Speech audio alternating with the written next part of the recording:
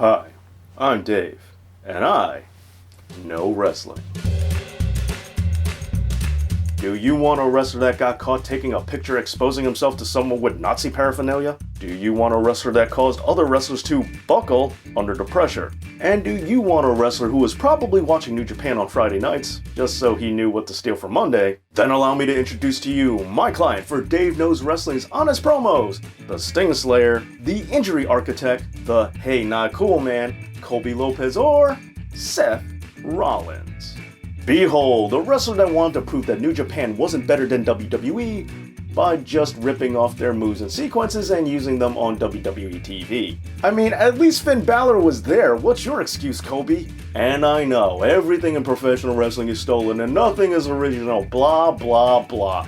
Look, I think we can all at least agree that it's for the best that Colby's finally over his whole sling blade party syndrome. Because that move's really not that good, bro.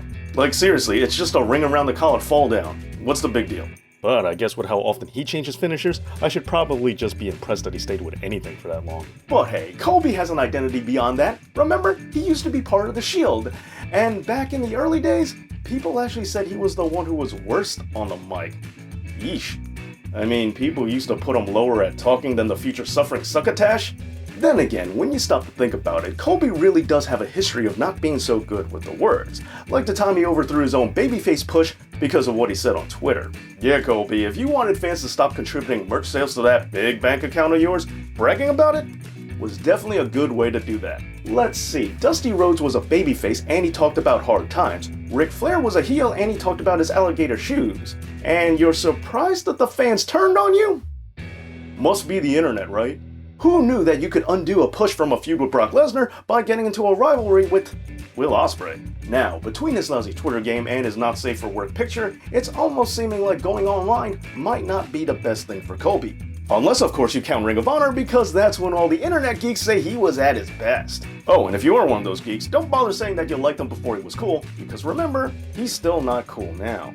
But then again, there is some merit to liking him back then during his early career, as he has changed a lot since then, considering that he originally didn't want to adapt to WWE style, didn't get along with Terry Taylor, and was almost fired for being a problem. Yeah, you really should have asked CM Punk how well being an ROH rebel goes for you.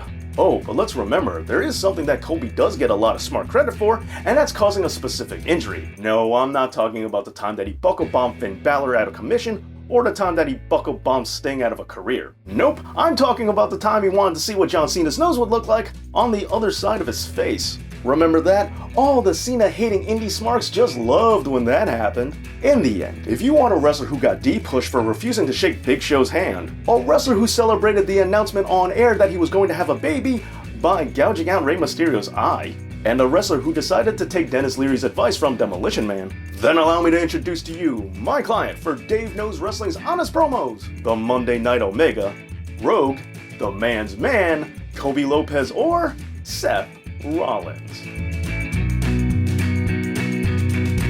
Look, Colby, I'm just saying, you're in a relationship with the master of Twitter, Becky Lynch. How do you not just roll over in the middle of the night and say, "Hey babe, should I tweet this?" No? Alright, just write something cool for me then.